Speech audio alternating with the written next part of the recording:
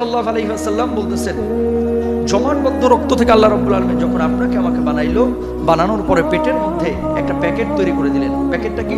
Wernicke's ক্যাসিওসা। যেই প্যাকেটটার মধ্যে আল্লাহ রাব্বুল আলামিন ওই যে পনিরের যে পানি, এই পানির মধ্যে একটা পিচ্ছিল পানি রেখে দেন, যাতে করে আপনার কষ্ট না হয়, মুভিংয়ে যাতে করে আপনার ক্ষতির সম্মুখীন আপনি না হন, সেজন্য আল্লাহ তাআলা এরকম আঠালো পদার্থ রেখে দিয়েছেন। এই জন্য মার পেট থেকে যখন ধাত্রীরা আপনাকে বের করে, তখন ওই প্যাকেটটা কিন্তু ছিঁড়ে ফেটে তারপরে আপনি বের হন, ওই পানিগুলোও বের হয়ে যায়। বলুন আল্লাহু আকবার। বাচ্চাটা যখন বাইর হয়, বাইর হওয়ার পরে দেখা যায় বাপে কালো মায়ে কালো, বাচ্চা গোলাপ ফুলের মতো টকটক করতেছে। সুবহানাল্লাহ বলেন। কারণ ওই জায়গাটায় সে ছিল একেবারে জার্মুক্ত, কোনো জীবাণু সেখানে অবস্থান করতে পারে নাই। আল্লাহ রাব্বুল আলামিন এরকম পরিস্থিতি ওই বাচ্চার তৈরি করে দিয়েছেন। বলুন সুবহানাল্লাহ। যখন একজন বাচ্চা পেটের মধ্যে আসে, দেখেন পরিবর্তনগুলো কিভাবে হয়। 1 থেকে 3 নাম্বার সপ্তাহ পর্যন্ত শুক্রাণু ডিম্বাণু মিলে একটা কোষে রূপান্তরিত হয়ে ভ্রূণ কোষ উৎপাদন হয়, ভ্রূণ কোষে পরিণত হয়। 2 নাম্বার দেখেন 4র্থ সপ্তাহে ভ্রূণ প্রক্রিয়া সম্পন্ন হয়, ভেতরের অংশ পূর্ণ ভ্রূণ এবং বাহিরের অংশ পুষ্টি সম্পন্ন হয়ে যায়। সে সময় এই সপ্তাহ থেকে শিশুর যে মস্তিষ্ক, মাথা এবং হৃৎপিণ্ড তৈরি হওয়া শুরু হয়ে যায়। বলুন সুবহানাল্লাহ। 7 এবং 8 সপ্তাহে আমাদের যে বাচ্চারা আছে, এই শিশুর মস্তিষ্ক এবং মুখমণ্ডল আগের চেয়ে কিছুটা সুগঠিত হয়। মস্তিষ্ক মানে মাথা, অবয়ব মানে হচ্ছে মুখমণ্ডল, আগের চাইতে কিছুটা সুগঠিত হয়। তারপরে ডাক্তাররা বলতেছেন 9 থেকে 11 সপ্তাহে মুখটা একটু বড় হয়, চোখটা একটু বড় হয়, আরো সুস্পষ্ট হতে থাকে, হাত পায়ের আঙ্গুলগুলো তৈরি হওয়া শুরু হয়ে যায়। আঙ্গুর ফল চেনেন না? দেখবেন কিছু আঙ্গুর থাকে বড়, কিছু আঙ্গুল থাকে একেবারে ছোট্ট ছোট্ট আঙ্গুরের পাশে। ওইরকম হাত থেকে ছোট্ট একটা আঙ্গুল বাইর হয়। সে সময় কিন্তু বাচ্চাও জানে না যে আমার আঙ্গুল কোনটা। জানেন কে? এই যে আস্তে আস্তে বের হওয়া শুরু হলো। কত নম্বর সপ্তাহে? 9 থেকে 11 নম্বর সপ্তাহে। তারপরে দেখেন 10 নম্বর সপ্তাহ যখন ছিল, তখন মাথাটা গোল হওয়া শুরু হলো। আগে কিন্তু মাথা গোল ছিল না, মাথা তৈরি হচ্ছে, মাথাটা এখন গোল হলো। ঘাড়টা একটু লম্বা হওয়া শুরু হয়েছে, গলাটা একটু আসা শুরু হয়েছে। 11 নম্বর সপ্তাহে চোখ কান এগুলো এঁটে যায়। এঁটে যাওয়া বোঝেন না? একটু ভাষা অবস্থায় ছিল। 11 নম্বর সপ্তাহে এই চোখগুলো, কানগুলো তার মাথার সঙ্গে চোখগুলোকে আল্লাহ সুবহানাহু ওয়া তাআলা মুখের উপরে একটু শক্ত করে এঁটে দেন। বলুন আল্লাহু আকবার। 11 নম্বর সপ্তাহ। 12 থেকে 14 সপ্তাহে ভ্রূণটি এবার পুরোপুরি গঠিত হয়ে যায়, হাত পাও স্পষ্ট হয়ে যায়, এখন আঙ্গুলগুলো বোঝা যায়। ইশারা কার? লজ্জাস্থান, যৌনাঙ্গ এই সময় প্রকাশিত হয়। আপনি পুরুষ হবেন না নারী হবেন সিদ্ধান্ত আগেই হয়েছে, এখন লজ্জাস্থান ফিটিং করে দেন কে? আল্লাহ। পূর্ণ লজ্জাস্থান ফিটিং হয় না, আস্তে আস্তে বাড়তে থাকে। আপনি বড় হন, এগুলো বাড়তে থাকে, আপনি বড় হন, এগুলো বাড়তে থাকে। 120 দিন লজ্জাস্থান এই অবস্থায় থাকার পর আল্লাহ রাব্বুল আলামিন এবার ফেরেশতাদেরকে ইশারা করেন, এই ও ছেলে হবে না মেয়ে হবে, এখন তুই মূল লজ্জাস্থানের কাঠামোটা তৈরি করে দে, আমি আল্লাহ রাব্বুল আলামিন তোর আদেশ করলাম। বলুন সুবহানাল্লাহ। রব্বুল আলামিন তখন বলেন, ইয়াহাবু লিমান ইয়াশাউ ইনাসা ওয়া ইয়াহাবু লিমান ইয়াশাউ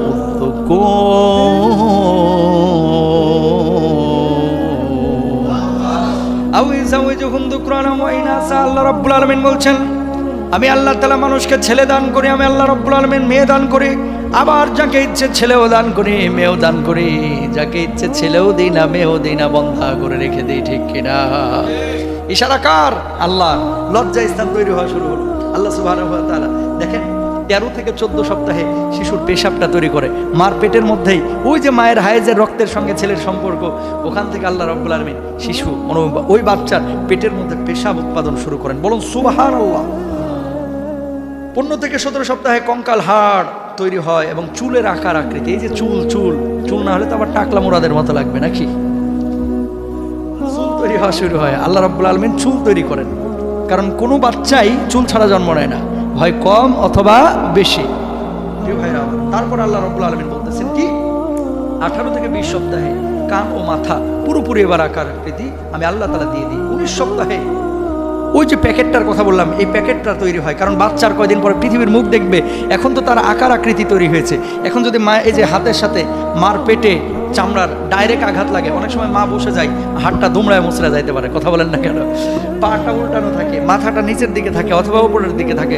মা যদি রান্না করার সময় পেঁয়াজ আলু কাটার সময় অনেক সময় দেখা যাচ্ছে দৌড় দিয়ে যায় আগুন নিভাইতে, দৌড় দিয়ে যায় রান্নাঘরে পানি আনতে, দৌড় দিয়ে যায় বাথরুমে। ওই সময় দৌড় ঝাঁপ করার সময় মার পেটের সাথে চামড়ার সাথে লাইগা অনেক সময় চামড়া খসে যেতে পারে, ভেঙে যেতে পারে হাড়গোড়। এই জন্য আল্লাহ রাব্বুল আলামিন এখন বলতেছেন যে একটা প্যাকেট তৈরি করা লাগবে। কারণ কি, পানির মধ্যে যদি আপনি একটা জিনিস রাখেন, ধরেন একটা আপনি কি বলে ভারী বল রেখেছেন যেটা পানির মধ্যে ডুবেছে অথবা পানির উপরে ভাসমান আছে, ওই বলটা রাখার পরে যদি পলিথিনের মধ্যে বলটা সহ পানিটাকে আপনি রেখে দেন, অনেক সময় চাপ লাগলে বলটা যেদিকে চাপ লাগে তার উল্টা দিকে চলে যায়, ঠিক কিনা? তা আপনার ওইভাবে আল্লাহ তাআলা রেখেছে যে যেদিকে চাপ লাগে যাতে করে বাচ্চাটা উল্টা দিকে চলে যায়, যেদিকে চাপ লাগে বাচ্চাটা যাতে করে ঘষা লেগে ক্ষতিগ্রস্ত না হয়। বলুন সুবহানাল্লাহ। ইশারা কার? ইশারা কার? আল্লাহ। এই সপ্তাহে নড়াচড়া শুরু হইল। এবার মার পেটের মধ্যে বাচ্চাটা যখন নড়ে, খেয়াল করে দেখেন, পেটের মধ্যে যখন বাচ্চাটা নড়ে, মাছ ধরেন না আপনারা পানির মধ্যে? মাছ ধরলে দেখবেন মাছটা ছটপট ছটপট ছটপট করে, হাতে কিন্তু একটা নড়াচড়ার অনুভূত হয়। মার পেটের মধ্যে পিলপিল পিলপিল করে বাচ্চাটা যখন নড়াচড়া শুরু করে, মা তখন চোখটা বন্ধ করে সুখ অনুভব করে, যে সুখ পৃথিবীতে টাকা দিয়ে কেনা যায় না। আপনি বুঝবেন না, আপনি তো বাবা, পেটে আসছে আপনার বউয়ের বাচ্চা, আপনি চিন্তা করতেছেন বাচ্চা কবে আসবে, কবে বাপ ডাক শুনবো। আর মা এগুলো চিন্তা প্রথমেই করে না। যখনই বাচ্চাটা একটু নড়ে, মা তখন পেটে হাত দেয় চুপ করে, আরে আমার কলেজার টুকরা আমার পেটের মধ্যে কবে বের হবে, কবে বের হবে। মা চিন্তা করে, ও কি ছেলে নাকি মেয়ে? যদি ছেলে হয় মাদ্রাসায় পড়াবো, যদি মেয়ে হয় ওখানে পড়াবো। আর যদি 14 বছর পরে বাচ্চা হয়, আল্লাহ কোনো মতে একটা ছেলে দাও, এটা বড় আলেম বানাবো। 14 বছর পরে বাচ্চা আল্লাহ ছেলে দিছে ঠিকই, কিন্তু মাদ্রাসা তো দূরের কথা, মসজিদের মক্তব্য একদিনও পাঠায় না। আছে না নাই? গাদ্দার এগুলো, এগুলো কি গাদ্দা, বেঈমান। আল্লাহর সঙ্গে কমিটমেন্ট করে লাস্টে কি করে, এগুলো আর মানে না। ভাইরা আমার, এই যে নড়াচড়া শুরু হলো, মা এগুলো বোঝার পরে তখন বাচ্চাটা জন্মগ্রহণ করে। বাচ্চাটা জন্মগ্রহণ করার পরে যখন বাচ্চাটা মার সামনে নিয়ে আসা হয়, 10 মাস 10 দিনের সমস্ত যন্ত্রণা কষ্ট মা ভুলে যায়। বলুন সুবহানাল্লাহ। যেদিন মা জন্ম দিবে আপনার বাপের হাত ধরে মাপ চাইছিল যে, ও স্বামী, জানি না আজকে ফিরবো কিনা, কারণ সন্তান জন্মের সময় অনেকে মারা যায়, হয়তো বা আমিও মারা যেতে পারি, তোমার হক আদায় করতে পারি নাই, তুমি আমার মাফ করে দিও। মার কলিজার মধ্যে ধুকু ধুকু ভয়, না জানি এবার মরে যায়, না জানি এবার মরে যায়। কিন্তু মা যখন যাচ্ছেন, মা যখন গেলেন, যাওয়ার পরে দেখলেন যে না, আল্লাহ তাআলা আমারে এখন পর্যন্ত বাঁচিয়ে রেখেছেন। সন্তান জন্ম দিলেন, রক্তাক্ত হলেন, ব্যথা পেলেন, সন্তানটাকে মার সামনে নিয়ে আসা হয়। মার 10 মাসের দুঃখ যন্ত্রণা কষ্ট সব ভুলে যায় মা। বলুন সুবহানাল্লাহ। মা হচ্ছে সেই মা। এরপরে দেখেন 20 সপ্তাহে নড়াচড়া শুরু হলো। 21 থেকে 23 সপ্তাহে এবার বাচ্চা ঘুম যায়, জাগারও প্রবণতা তৈরি হয়। একটা নির্দিষ্ট সময় পেটের মধ্যে সে চোখ বন্ধ করে ঘুমায়, আবার আর একটা নির্দিষ্ট সময় একটু নড়াচড়া করে, চোখটাকে খোলার চেষ্টা করে। সুবহানাল্লাহ। অক্সিজেন গ্রহণের প্রবণতা তৈরি হয়। 23 সপ্তাহে চামড়ার ভাঁজ তৈরি হয়। চামড়ার ভাঁজ, শরীরে চামড়ার ভাঁজ আছে না, এই ভাঁজগুলো তৈরি হয়।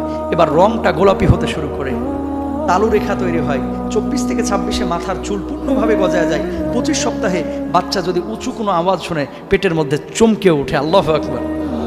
জোরে জোরে গান শোনে না অনেকে, অথবা বজ্রধ্বনি, বিদ্যুৎ চমক, ওরকম যখন হয় বাচ্চা কিন্তু পেটের মধ্যে কাঁপে ওঠে।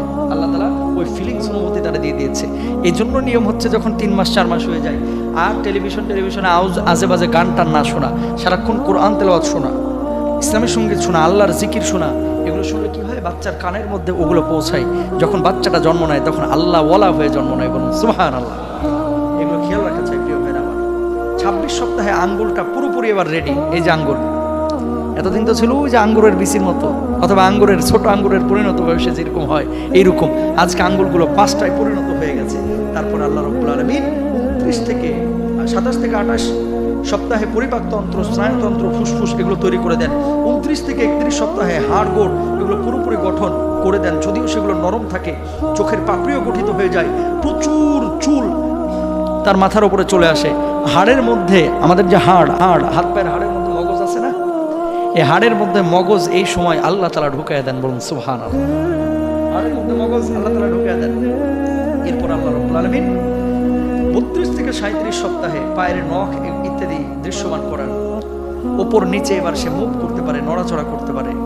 তার ওজন বাড়ে, ফুসফুস শ্বাস প্রশ্বাসের জন্য পুরোপুরি প্রস্তুত হয়ে যায়, স্তন পানের জন্য তার ঠোঁট দুইটা তৈরি হয়ে যায়, জিহ্বাটাও তৈরি হয়ে যায়।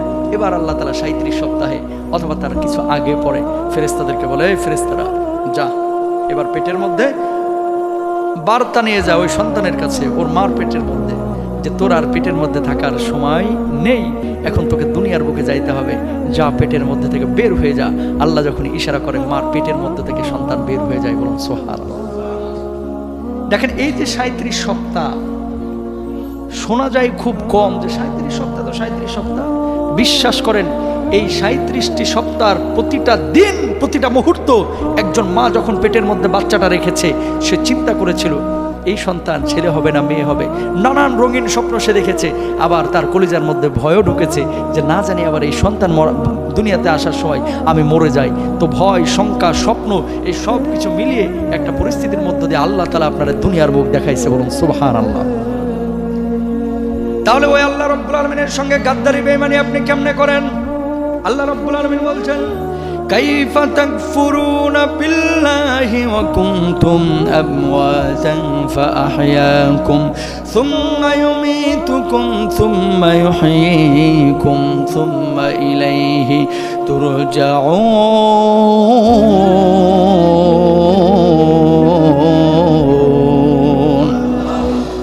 আল্লাহ রাব্বুল আলামিন বললেন, ও মানুষ, কিভাবে তোমরা আল্লাহ রাব্বুল আলামিনের সঙ্গে বেঈমানি করো, কুফরি করো? তোমরা তো ছিলাম মৃত, আমি আল্লাহ রাব্বুল আলামিন তোমাদেরকে জীবন দিয়েছি, আবারও আমি আল্লাহ রাব্বুল আলামিন তোমাদের মৃত্যু ঘটাবো। তোমাদের পরিবর্তন স্থল, প্রত্যাবর্তন স্থল হচ্ছে আমি আল্লাহ রাব্বুল আলামিনের কাছে। তখন তো তোমরা পার পাইবা না। আল্লাহ রাব্বুল আলামিনের গোলামি দাসত্ব দুনিয়ার বুকে করো, যদি না করো আল্লাহর সঙ্গে কুফরি বেঈমানি করলে আল্লাহ ছাড় দেন, কিন্তু একেবারে ছেড়ে দিবেন না, ঠিক কিনা? রব্বুল আলামিন আয়াতের মধ্যে বলছেন, ইন্নাল ইনসানা লাকাফুর, মানুষ বড় অকৃতজ্ঞ, খায় আল্লাহর, পরে আল্লাহর, গ্রহণ করে আল্লাহর, সুস্থতা থাকে আল্লাহর নিয়ামতের মাধ্যমে। মানুষ সব কিছু আল্লাহর ভোগ করে, কিন্তু মানুষ আল্লাহর সঙ্গে বেঈমানি করে। আল্লাহ ছাড় দিবেন, কিন্তু একেবারে ছেড়ে যেহেতু দেন না। ওই কিয়ামতের ময়দানে আপনি যখন উঠবেন, কবরের জিন্দেগিতে যখন আপনি যাবেন, আল্লাহ তখন আপনার